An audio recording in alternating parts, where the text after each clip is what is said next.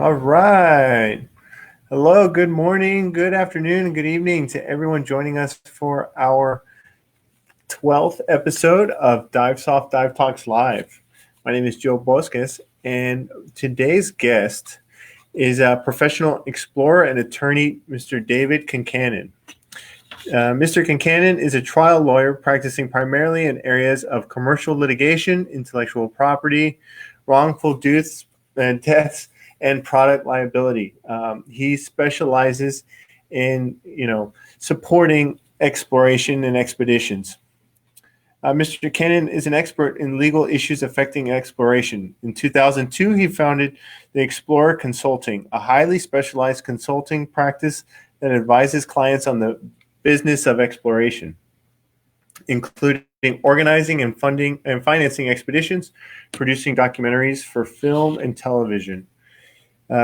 As an attorney, Mr. Concannon has served as general counsel to a number of organizations affiliated with explorations, including the X Prize Foundation, the Explorers Club, Zero Gravity Exploration, and the Academy of Underwater Arts and Sciences, the Anglo-Dutch Maritime Archaeology Team, and the Professional Shipwrecks Explorers Association.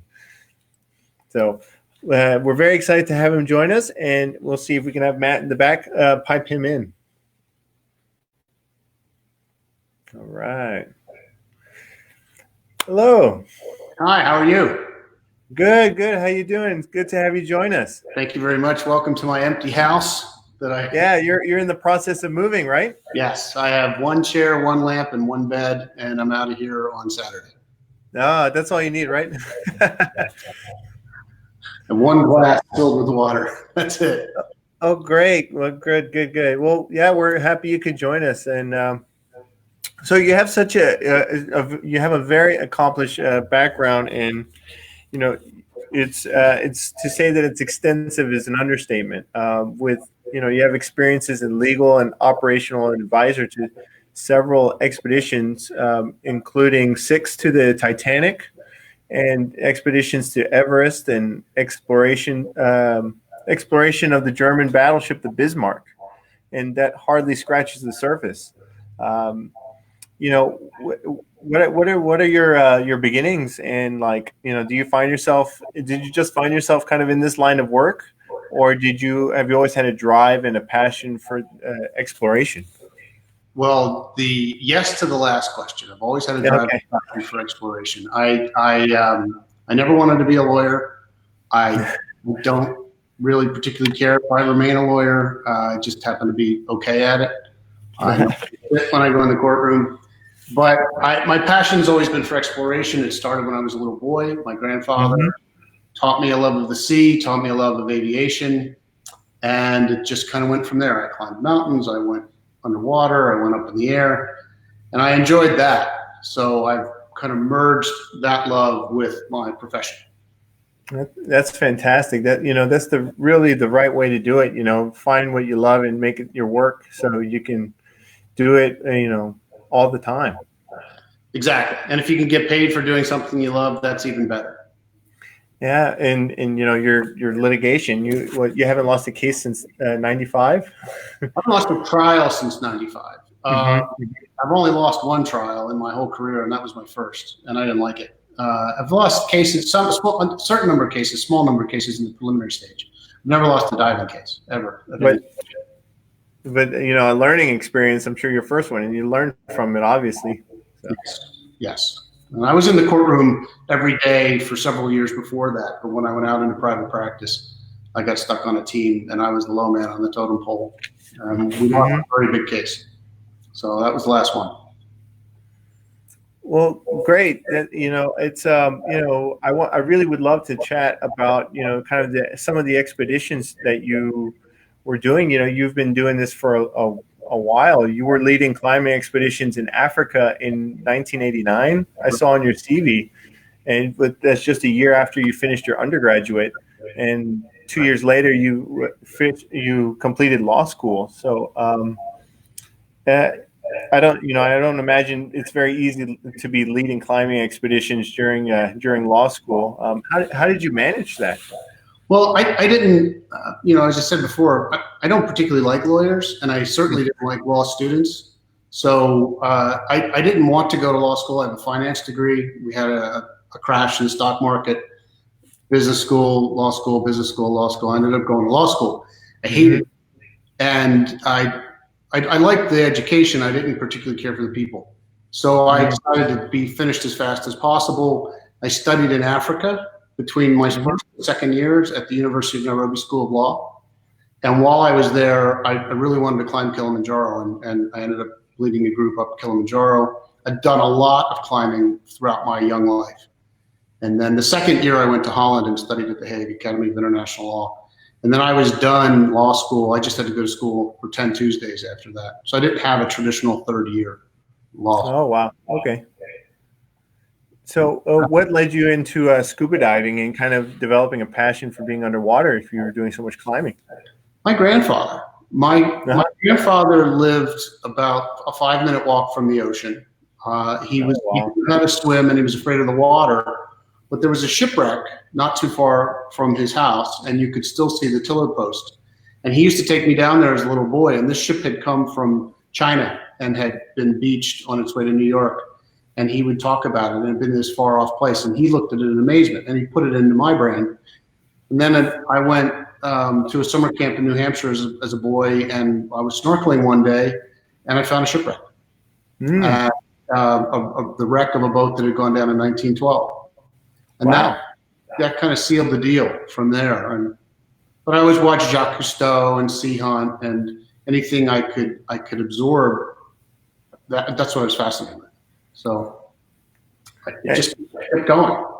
Yeah, it just kept going. I was saying last week in my episode with Sonia Rowley how the influence that grandparents and parents have on their kids, and especially for putting these seeds of like, oh, what's that? These stories, and then, you kind of fall into it. Like you said, you go snorkeling and you find a shipwreck from 1912. That's incredible. Right. It was pretty surprising. So, and I think I was 12 at the time. Wow. It's a great start. Can you? So you have a company that you established in 2002, Explore Consulting, right. And that's the business of exploration. Can you tell us a little bit about that? It seems like a pretty unique firm. Yeah, I was working for Jim Cameron at the time. I was an advisor to him for his Return to the Titanic in 2001, and also Ghosts of the Abyss. And I hope Jim's not watching.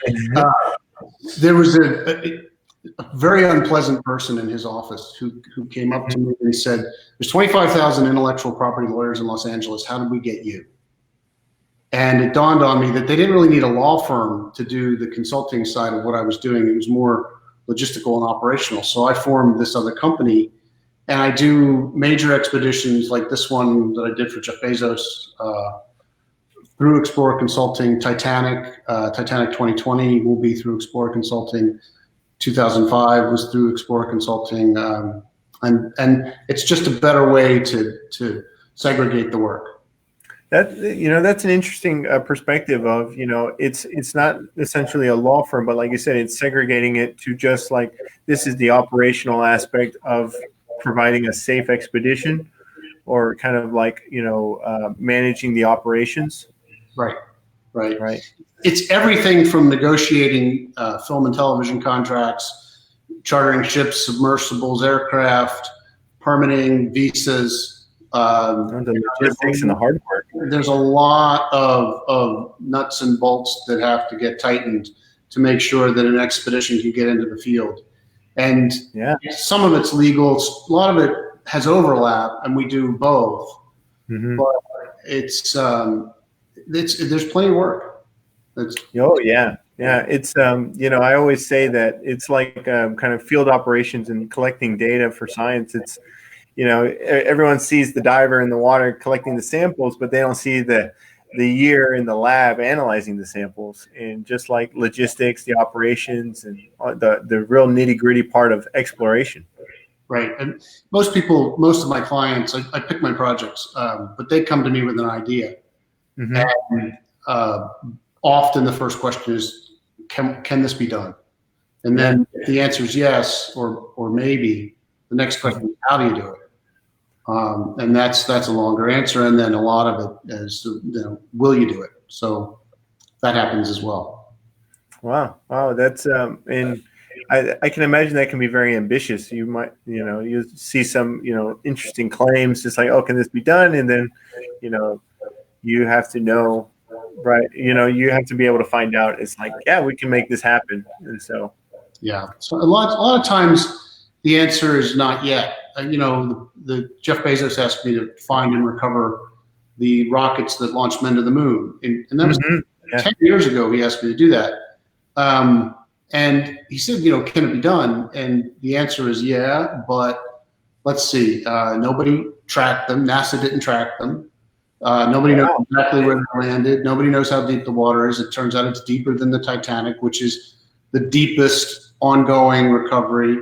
So eventually, over the course of 3 years, I put together a team of over 100 people to find them, recover them, conserve them, and put them on public display. And then we filmed everything. So we produced our own media. And so that all fell under me through Explorer Consulting. We were Bezos Expeditions for the first 3 years of existence. Oh, really? 4 years. Yep. The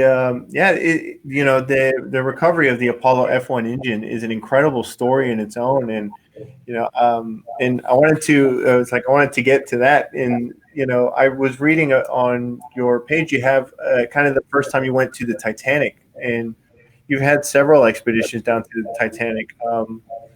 And I think the first objective was to kind of assess the conditions of the Titanic.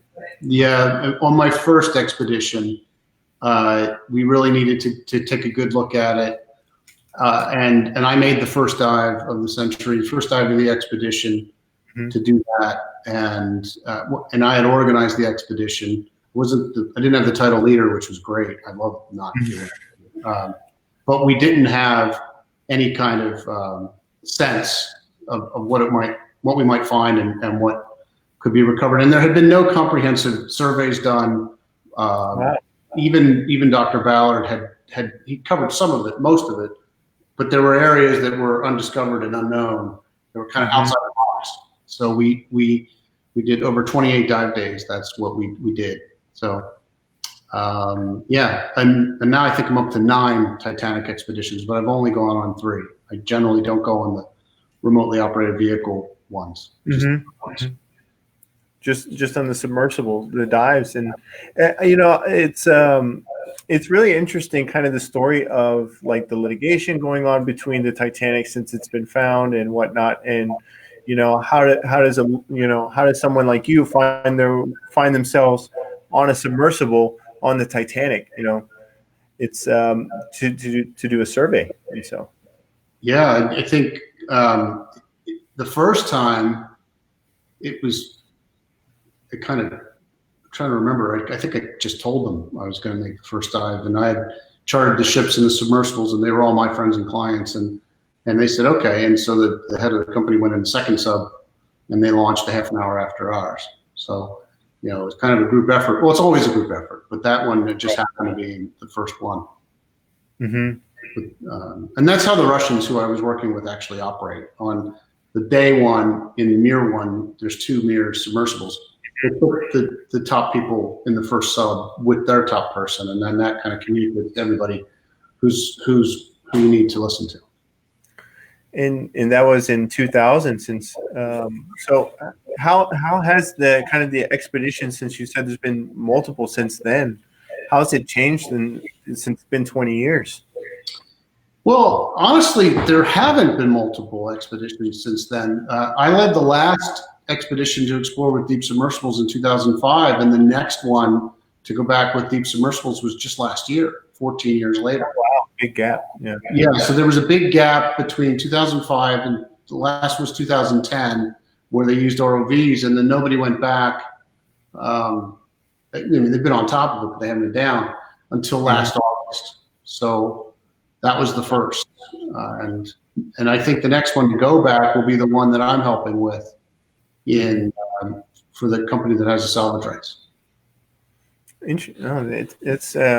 Yeah, that's a big gap. It's kind of like it reminds me of like going to the moon. We haven't been back since in so long. So right, yeah, I kind of felt like Gene Cernan.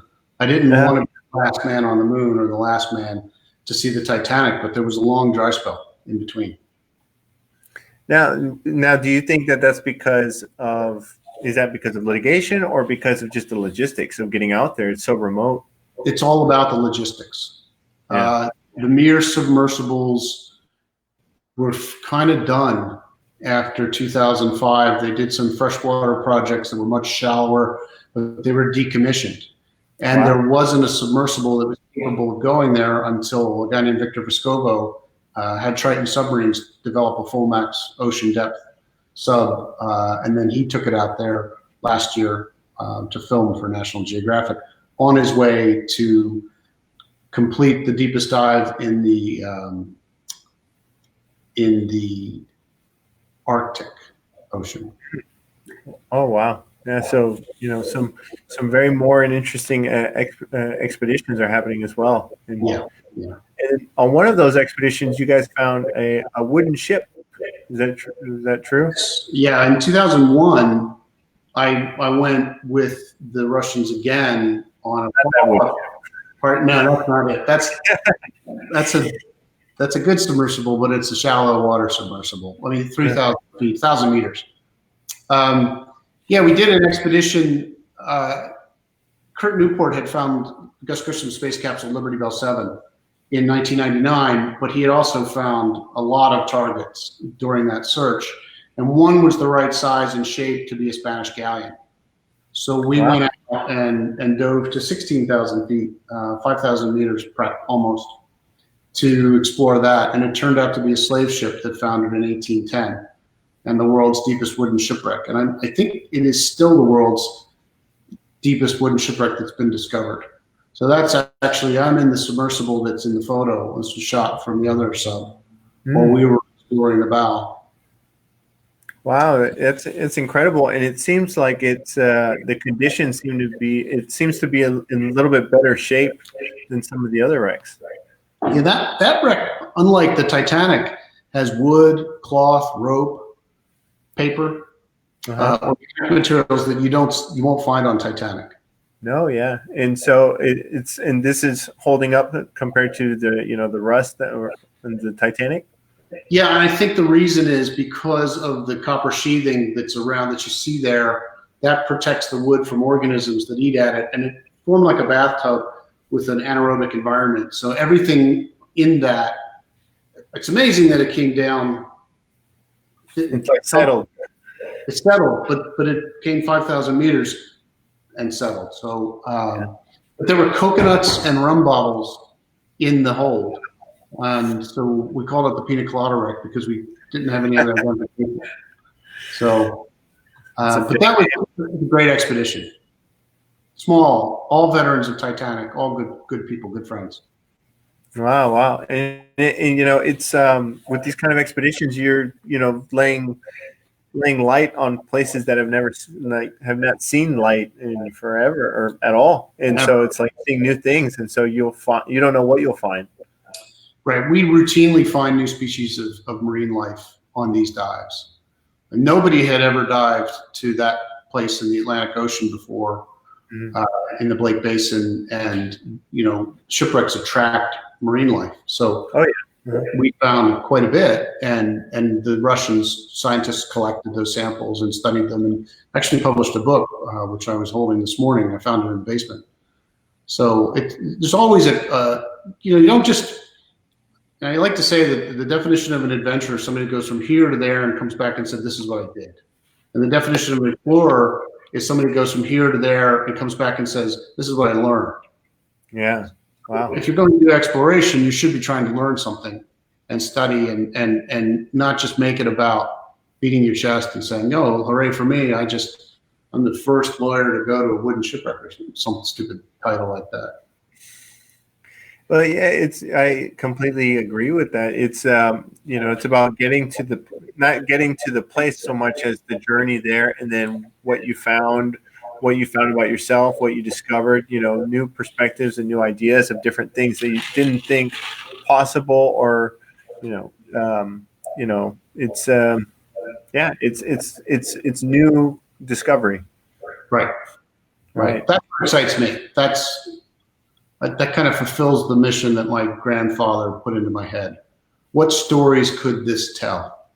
What did we learn? It's not just about touching the summit and going back down. So.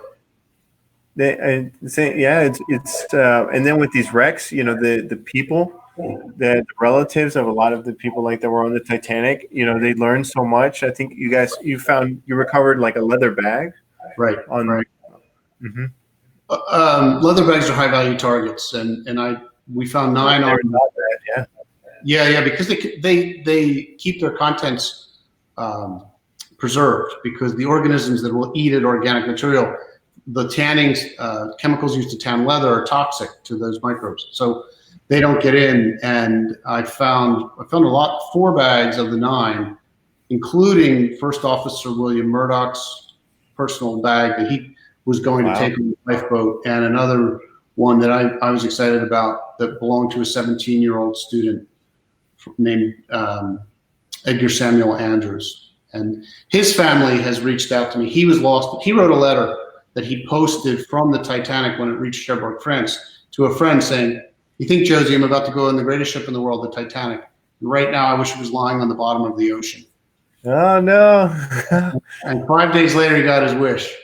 Oh, wow. His body was never recovered, and I found his personal belongings, and the family is very, very grateful, and they continue to reach out to me to talk about it. And I just this morning was asked and agreed to do a talk. His family founded a school in Argentina, and the students, one of the teachers at the school is having me and one of the relatives, the last surviving relative in Argentina, do a talk for the students. So that was, as of 3-4 hours ago, I said yes to that. That was easy. Oh, wow. Wow, that's fascinating and very interesting. That's I didn't realize that about leather and how it kind of protects against the bacteria of the environment. And so, you want me to leave it out here, or you want me to bring it in? Out there's fine.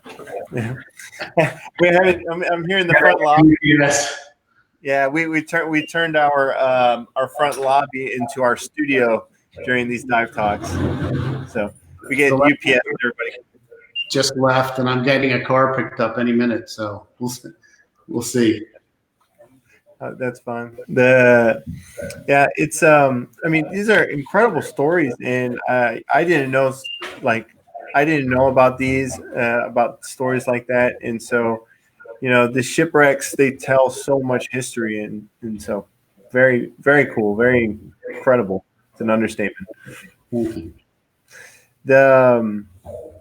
And then what was really cool that in 2011 and 2013 you led a team with Jeff Bezos, as you said, with Bezos Expeditions, to find and recover the Apollo F1 engines that launched the men to the moon.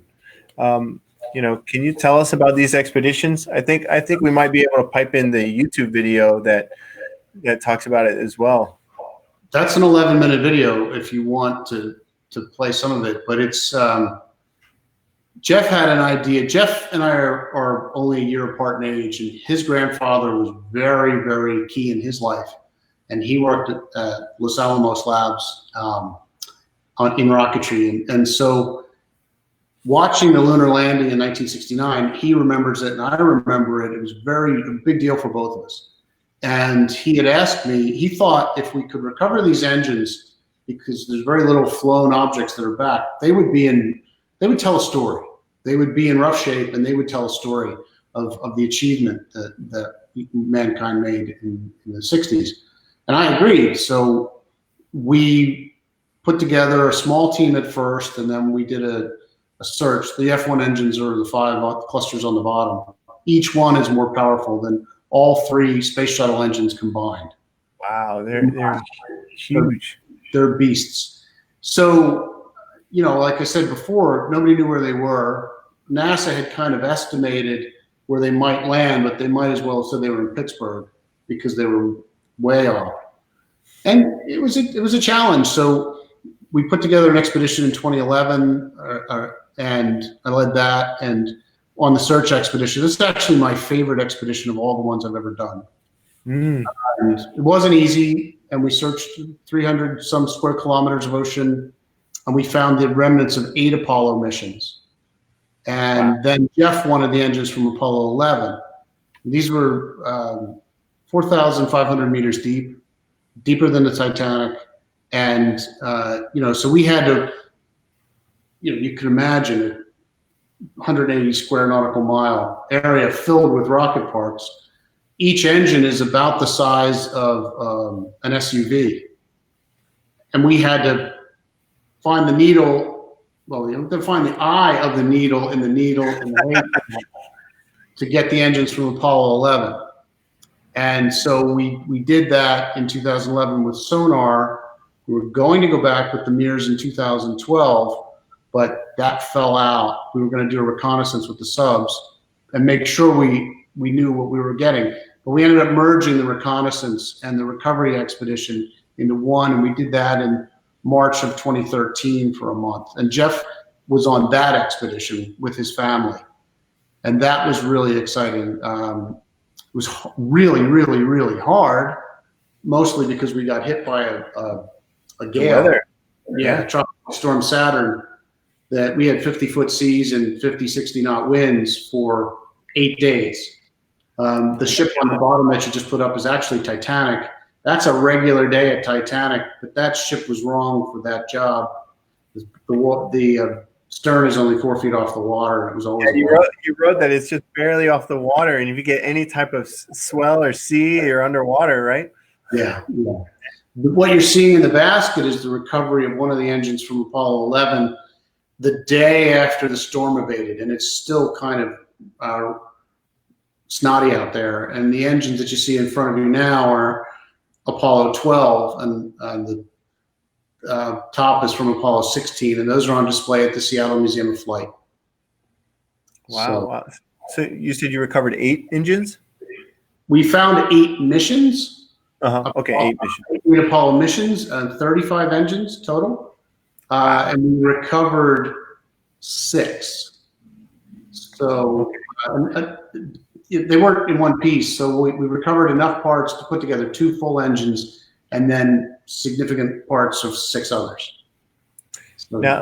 So what was the atmosphere when you guys found the first one? Because you guys used ROVs, is that correct? Right. So everyone's on the bridge, and it was great because it's difficult to find them, but then you have to find them again because you don't have GPS underwater. You can't just mark a geographic coordinate. You have to really know what you're doing. And I had 2 guys working for a year on a double-blind survey of the debris to pinpoint the engines from Apollo 11.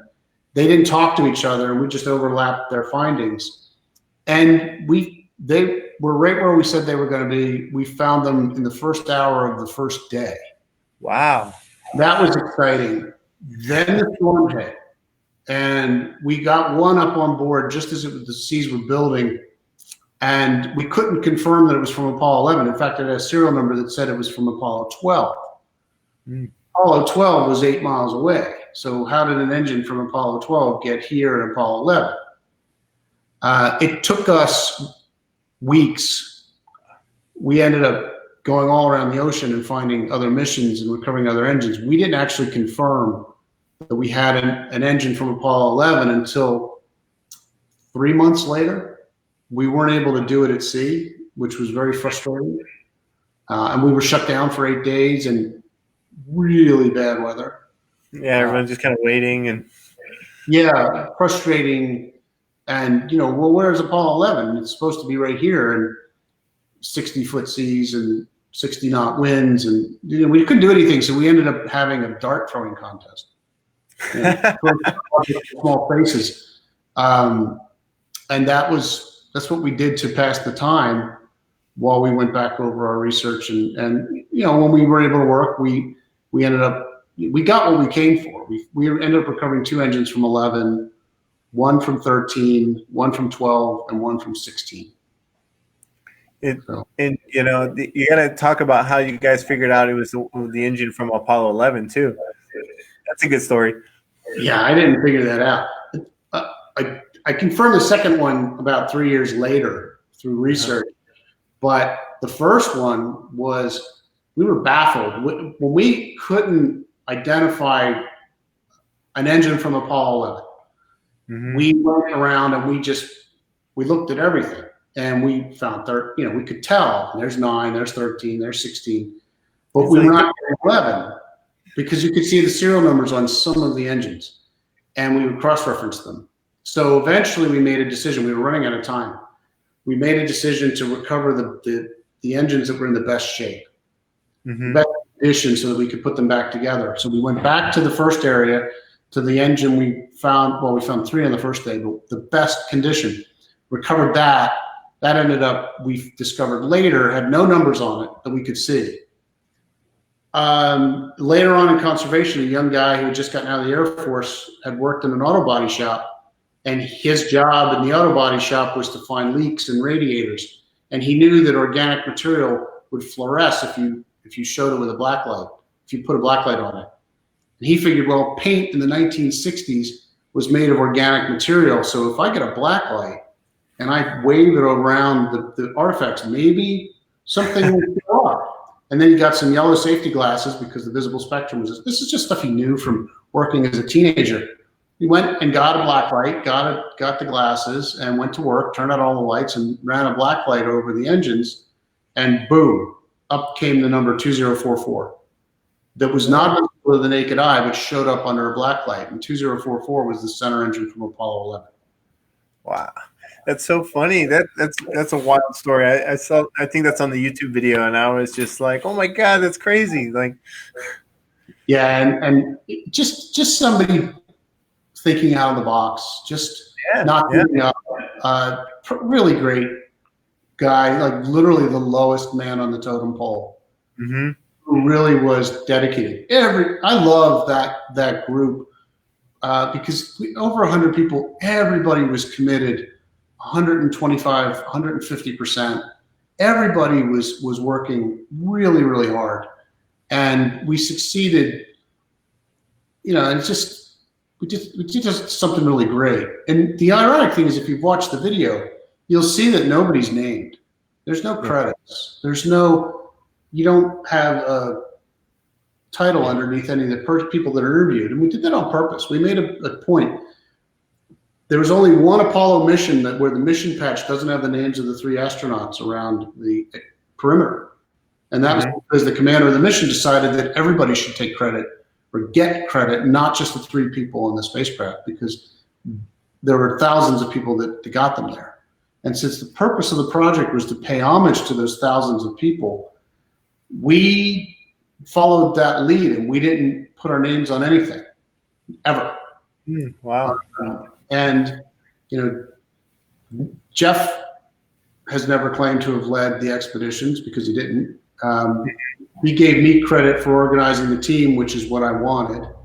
And when we received an award for an outstanding feat of exploration, I was offered to me personally, and I turned it down. I wouldn't accept it. But I did support it going to the entire team. And so the Explorers Club gave that award, same award that Robert Ballard took individually for finding the Titanic when he was out there alone in a canoe. And pretty proud of that. Really proud of that. Yeah, that's an extreme accomplishment, I think, especially and a testament to the team. It's that's when I worked at the Neutral Buoyancy Lab, and we had an EVA and we had a space working with the crew members. That's very common, or it's a unique part of the team at NASA and the facility is that it's very much like everyone's contributing. Doesn't matter if you're sweeping, you're vacuuming the floor. Like we're all contributing to completing safe spacewalks. Exactly. Sorry about that. You get to see the top of my head. I'm moving closer. No, it's the teamwork in with expeditions, it's so important, and it's something that, like, when few people get named, there's so much more to the picture to it than that. Well, it's interesting. There's two types of people on an expedition. There's those that contribute and those that take away. And if you're not contributing, you're taking away. And somebody has to do your job too. Yeah. So it would break, you couldn't just succeed at the level that we're trying to work at without everybody putting in, like I said, 150%. So yeah, I just really loved it. And I've been on expeditions where people are not contributing in a big way. Yeah. And that is, and they break down. They just do. It can break down everything from, like, something not getting delivered, or, someone not getting a tool, or like morale breaking. And, Yeah, on my second Titanic expedition, my dive was canceled because a piece of equipment we were supposed to test it and get delivered in time. Oh, wow. That's a small example. And I was going to give my seat to somebody else so that they could see it. I've done that 6 times. I've made 4 dives, but I've given my seat to other people 6 times because, frankly, I think maybe 132 people have seen the Titanic underwater, and I've seen it 4 times. That's enough. Wow. So I generally, I'll use that as a reward for somebody that's working really hard and has no expectation of being able to go down. And then I'll tap them and say, "You're in the sub tomorrow." It's like, "Oh, you're going." It's like, "Oh my God." Right. That's a reward for the kind of work that you demand on those types of expeditions. Yeah, and I'm very democratic, and I believe in rewarding hard work. That's the only reason I'm sitting here talking to you, is that I've been rewarded for hard work. Well, we're very happy that you join us, and these dive talks have been, I know for me, these dive talks have been fantastic because I get to meet and talk with a lot of people from the industry and with so much experience, and it's to say that it's interesting people is kind of an understatement on that.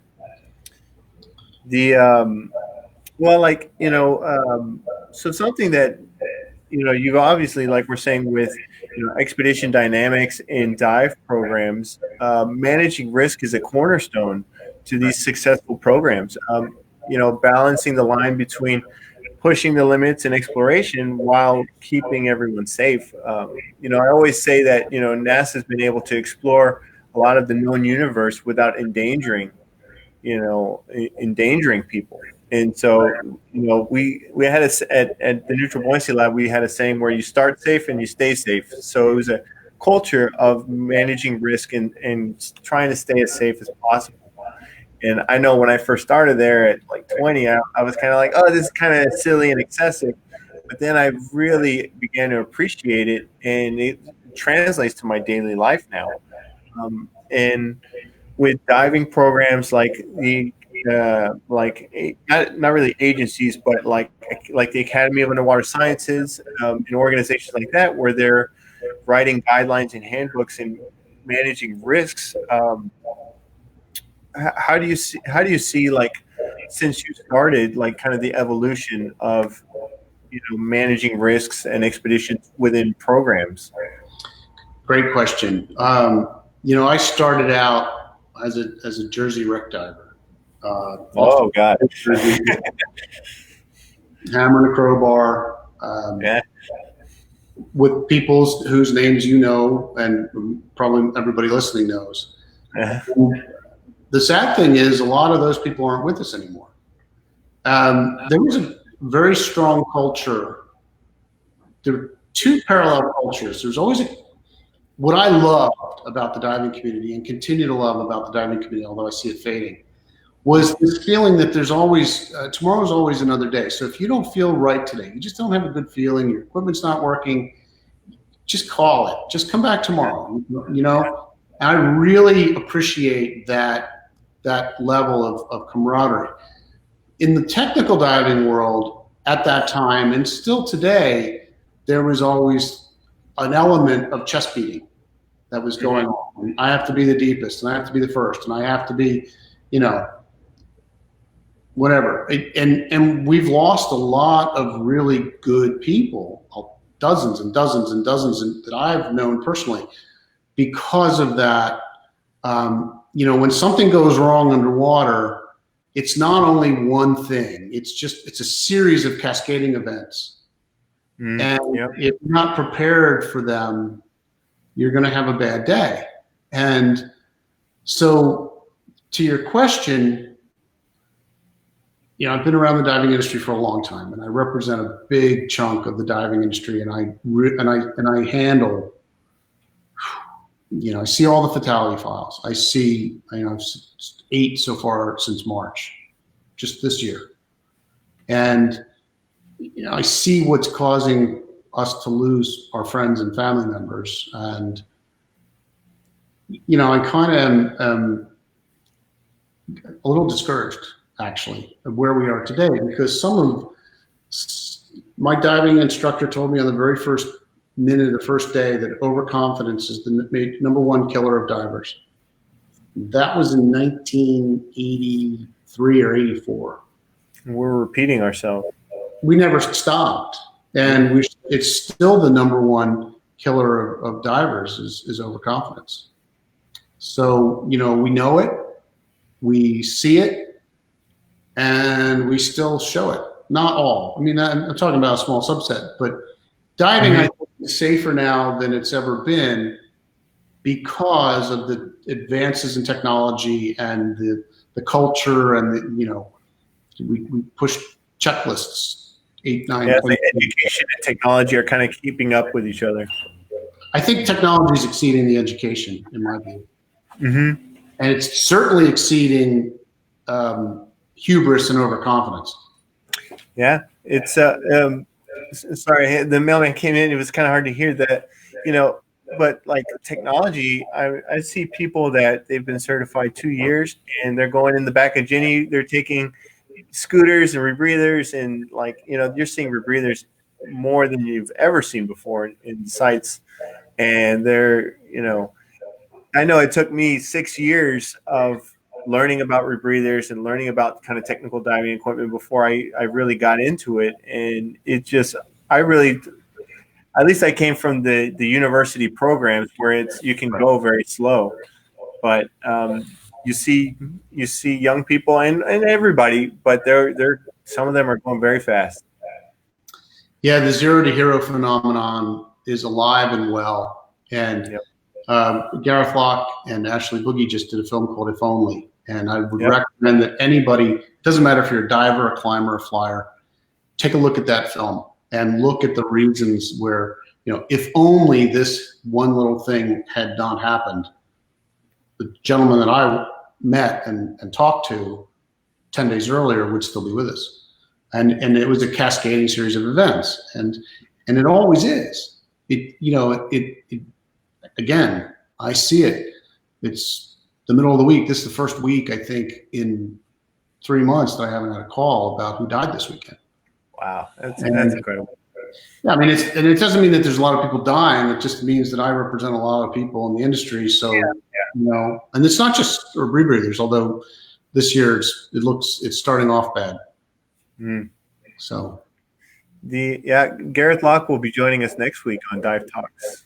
And so, they released the documentary If Only, and DiveSoft definitely was kind of supported that as much as we could. And it's a very, very good documentary, and it kind of visualizes how accidents are not just kind of one thing went wrong.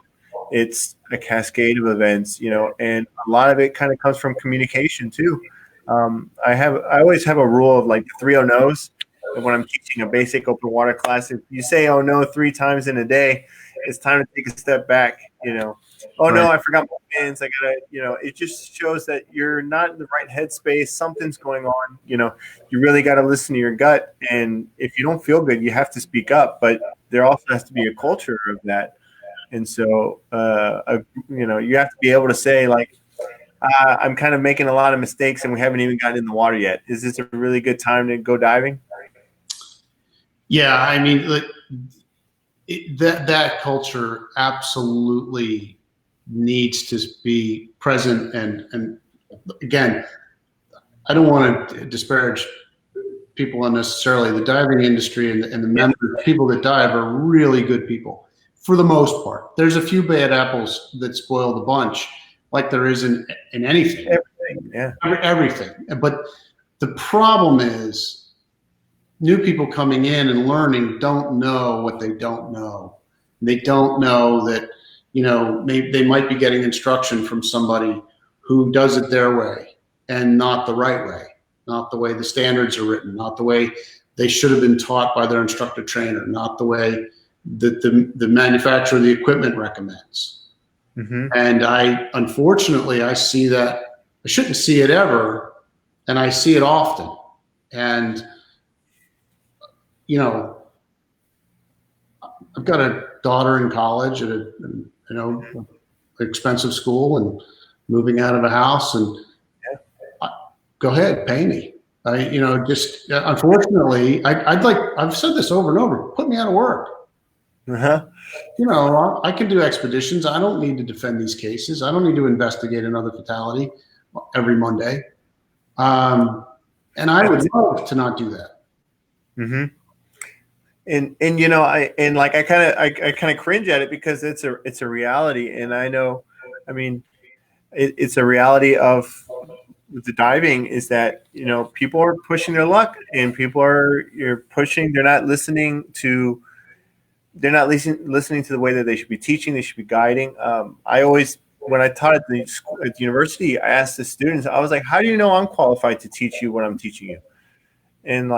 And a lot of them, they would just not question anything at all. And so it starts at the student level for people getting into diving, is that, they need to be able to ask, like, is your instructor qualified on everything? Is he teaching it the right way? And so, and it's there's so many factors into it, but a lot of it, I always think it's the culture in diving. And there is still that, I don't want to call it machoism, but, the bold divers that's trying to, I'm going to do it my way, and that's problems.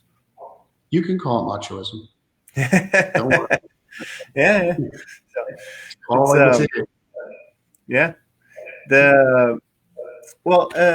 Another really interesting thing I would love to chat about is about RISA, and you were one of the founding members and are currently the general counsel for the Rebreather Education and Safety Association. Can you speak about that association and its purpose?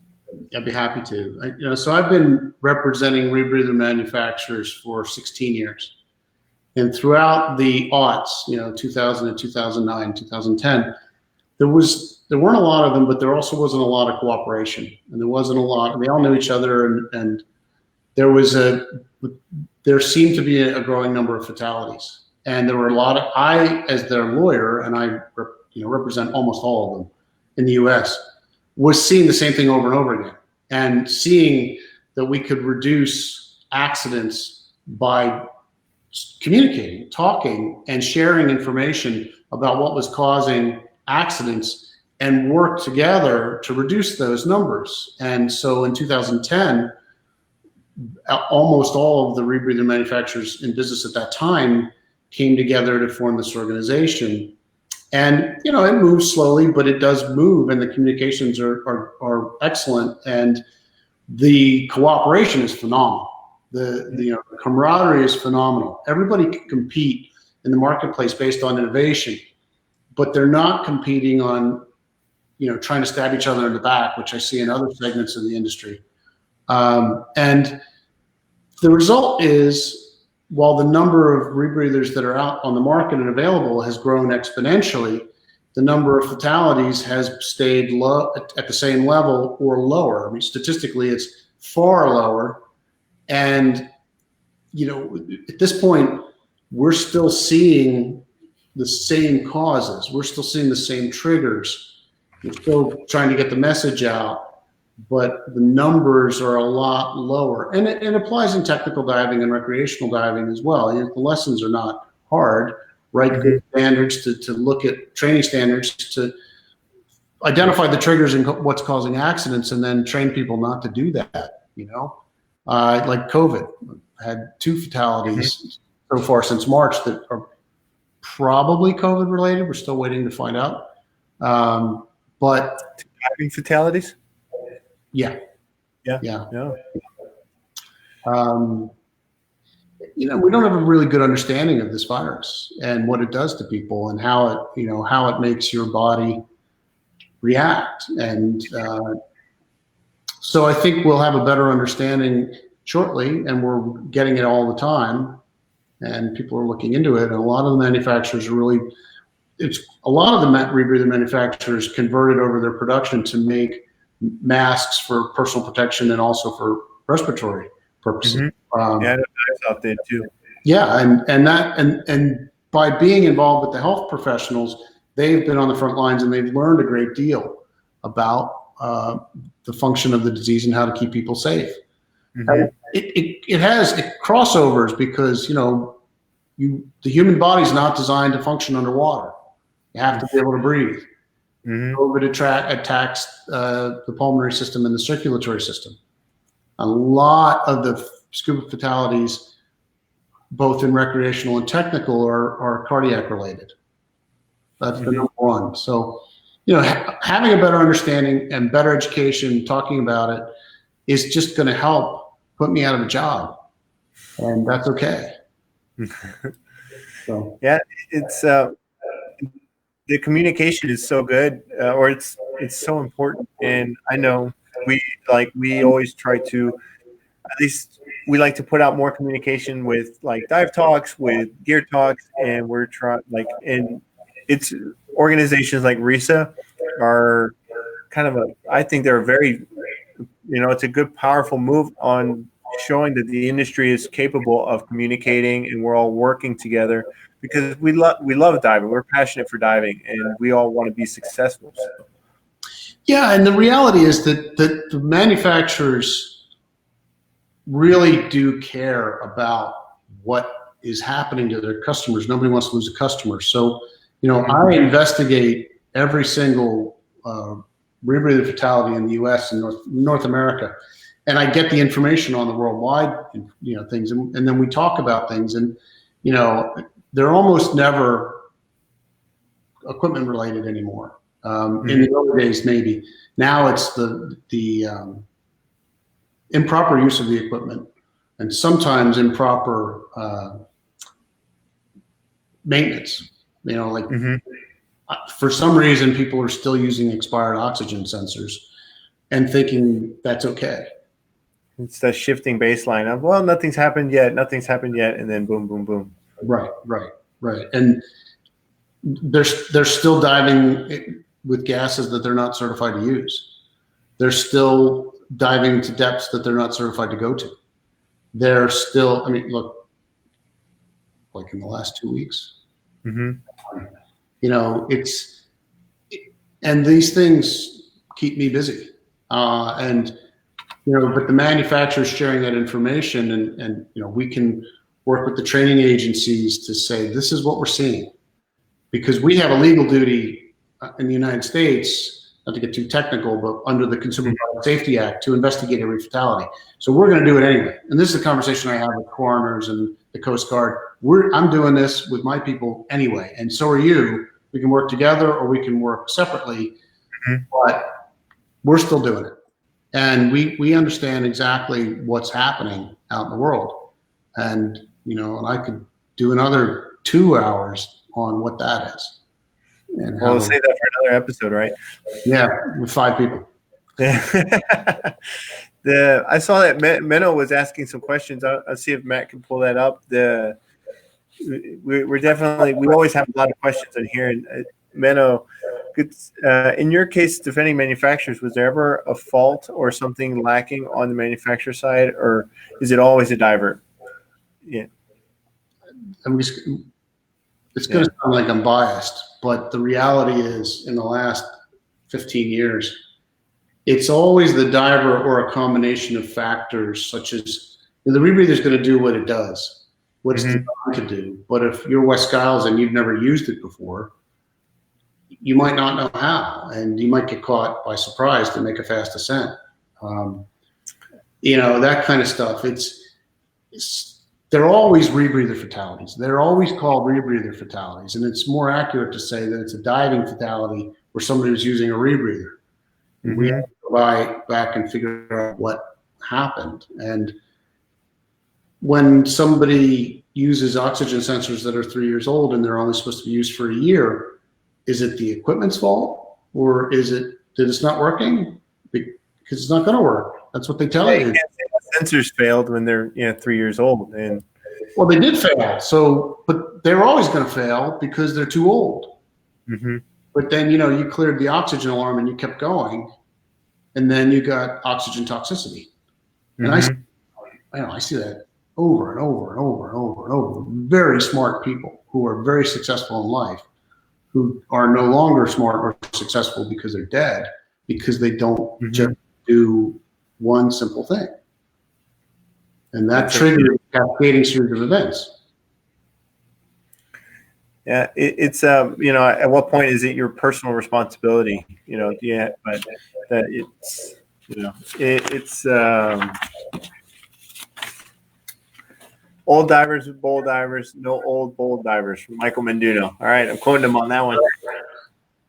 Classic. I read Michael's work back in the day, and I took it to heart. I'm glad he's still with us. So, yeah, he's wild man. No, yeah, when we had him on, he showed us a bunch of some really great videos, some of the old days, and I loved it. So he was bold. Now he's old. Right. But so, like, what direction do you see rebreathers going in terms of like their use on expeditions or diving programs? Like, the technology is growing and growing and getting better, but are like we see that they're inherently dangerous. But do you see kind of the technological direction going more for programs to use unmanned, like mini ROVs?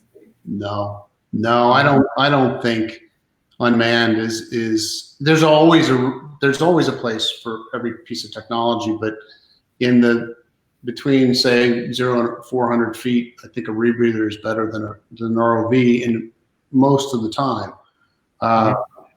And you just have to use it properly, and you have to follow the American Academy of Underwater Sciences has really great guidelines to keep people safe. Mm-hmm. And every instance where I've seen a scientific diving fatality using a rebreather, they didn't follow the guidelines every time. And they're there to keep you safe. That's why you should follow them, and they're not that hard. So the answer to your question is there's definitely a place for closed circuit rebreathers. Organizations that are risk averse will not use them because they're risk averse. They do allow a diver to get into trouble, to go to depths where they can't decompress, and if they're in a remote location, the inability, if you get decompression sickness, is not helpful. So, right. And you have to be extra careful with them. There's certain limitations to using open circuit scuba cylinders that kind of keep you safe by default. Mm-hmm. One 80 cubic foot cylinder is not going to let a recreational diver get into a lot of trouble unless they drain the tank. But they can't go there. When they're working, that's kind of you have a lot of perceptual narrowing with working, and they run into problems. Right. That's what I see in scientific diving. Using a jackhammer underwater with a closed circuit rebreather, and having the ejection ports right at the handsets so that they have butt pressures hundreds of times in a minute. Not good. Yeah, it's. I know that for a lot of diving operations, it was interesting because we would dive on mixed gas. We'd be breathing, 50% in this pool that was 40 feet deep, and we would always have check-ins because we're diving on nitrox. So we'd have a 1 hour check-in. But if we were diving on air, doing the same amount of work, which was exhausting and terrible, we wouldn't have to do a 1 hour check-in. We didn't have different limitations, and I always kind of attributed that. That's government, I'm friends with a lot of Navy SEALs, and they use pure oxygen rebreathers at shallow depths, but they love to tell me about the bounce guys they did down to, someplace that they're not supposed to be. Oh God. And, okay. It's like, yeah. Yeah. And yeah, the bounce diving that we were doing in the pool, moving tools, moving wrenches, like I'd have wrenches and tools as big as me, and we're bouncing to 40 feet back and forth. You do 1,000 bounces in a day. And it was just like exhausting. It was so hard when I first started, because like you try to, like, I'm a cave diver, I'm trying to be in good trim and everything, and then you're like, no, that doesn't work here. You need to be on the bottom, you need to be moving tools and working, and it's but a lot of times, like, programs would be doing working diving would say like a single tank. In a perceptual narrowing, you're just focused on the task, you're focused on the objective. And then you realize, oh, I've been huffing and puffing for 40 minutes at depth, and so you can run into problems there. Yeah, it's funny. I want to say this: the underwater world is an exciting place to be. You're always going to find new things. You're always going to find things that look odd, and how could they exist on land? And I hope people continue to explore the underwater world. And that they just do it with a little bit of common sense. What common sense isn't so common, though. But checklists have really changed the way that I do things. I've really translated checklists into so many other things, and the paper keeps me honest on that. So it's funny, when we were having a hard time on the F1 expedition finding stuff, we were talking about a diving fatality where somebody didn't use a checklist, and Jeff picked up on that. So he came back around and said, where's your checklist for this? Have you done this? Where's your checklist for this procedure where we were getting bedeviled? And we didn't have one. So we developed one, and we followed it, and then the problems went away. Wow. There's good on Jeff for listening on that, Yeah. I was mad at him because I thought, but it worked, and he's a good listener. And with Blue Origin, I know their procedures, and I feel very confident that people going up into space are going to be in good hands, because they're not afraid to keep doing it until they get it right. And then when they figure out how to get it right, they do it the same way, or they still listen and adapt. It's just think around. He likes it when you think around corners. That's one of his mantras, and that's really something important to remember. It doesn't matter what you're doing in life. Just think around corners, stop for a minute, reflect. Don't just be pig-headed about it. That's good, yeah. It's good advice, and take it anywhere. But with rebreathers, I think I am really pleased with what the manufacturers are doing. On a technological standpoint, I'm really pleased that they got together and wrote their own training standards, minimum standards. That's an effort that's going to continue. Get that out to the public so that they know what they don't know now, what the minimum standards are that you need to be trained to. It doesn't matter what agency, doesn't matter what unit, doesn't matter. This is what you board across the board. And that initiative was very, very, very positive. I think we put out the first standards in 2017, the second standards now, and then they're getting incorporated into ISO and CE standards. And awesome. Yeah, it's all about making sure that you come home and kiss your loved ones at night and tuck in your kid. Right. Exactly. And so, like, kind of Menno was asking, to end on a kind of a more happier note, even though these are, really, I think it's really great things about RISA, and things are improving, things are going better, just because we're talking about fatalities and accidents, it doesn't mean that it's a negative. It means that we're growing, we're learning from them at least. And so what does the future look like for the business of exploration? Titanic at the moment. And I don't know after that.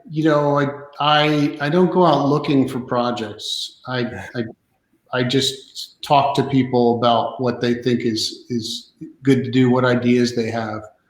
Titanic's, I just won this ruling in Virginia about a month ago, the landmark ruling, and stepped out of the case, and then 6 hours later the government contested it. So that's whether I stay in or am out is up in the air. But I don't know. I was the general counsel of the X Prize Foundation when the first private space flights launched, and I really enjoyed being involved in private space. Always had it. I was circling the globe last year talking to people about Apollo 11 and the F1 project, and I really enjoy that. So I'm curious to get back into that piece of it. The underwater stuff is percolating. We just had the first woman go to the Marianas Trench, the second woman. That was an incredible story, yeah. Expedition. Kathy and Vanessa are both really good friends of mine, and now Richard Garriott is a very good friend who I was on the Atlantic, the deep dive, the wooden ship expedition with Richard. He's going to the Marianas Trench. He was first American father and son astronaut team. There's a lot of exciting things that are happening in exploration. Yeah. And young people, I'm 54 now. There are people in their 20s and 30s that are doing some magnificent stuff, really smart, and they're telling great stories, and the ability to tell great stories is improving all the time. So, I have a big smile on my face when I look around and see what the future is. I'm very optimistic about it. So I don't know what I'm doing next.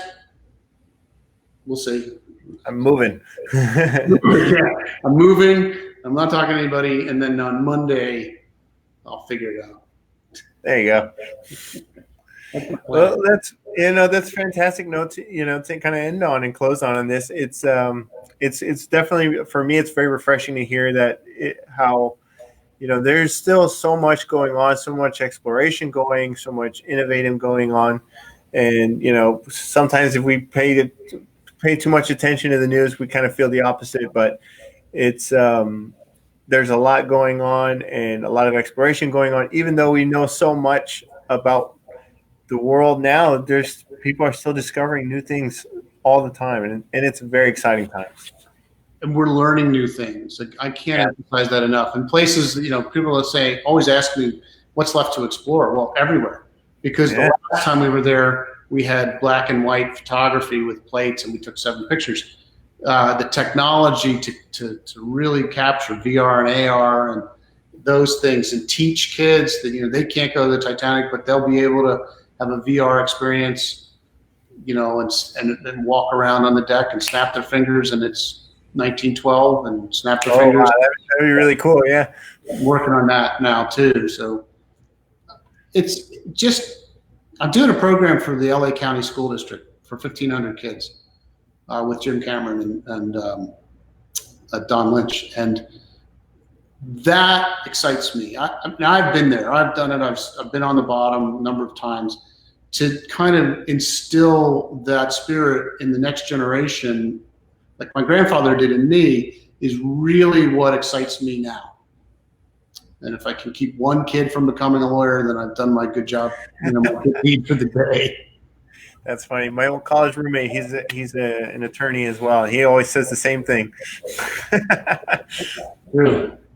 But thank you so much. We're so happy you joined us, and thank you again. And it was a really great having you. There's so much to talk about. I think we might have to have you on for another episode sometime. But great outlook on what's going on in the future, and it's super exciting times. Thanks, Joe. Thanks, Matt, too, for putting this together. Appreciate it. Have a great day. All right. Well, that concludes our episode for Dive Soft Dive Talks Live. Thank you very much, David, for joining us. Thank you, everybody who tuned in.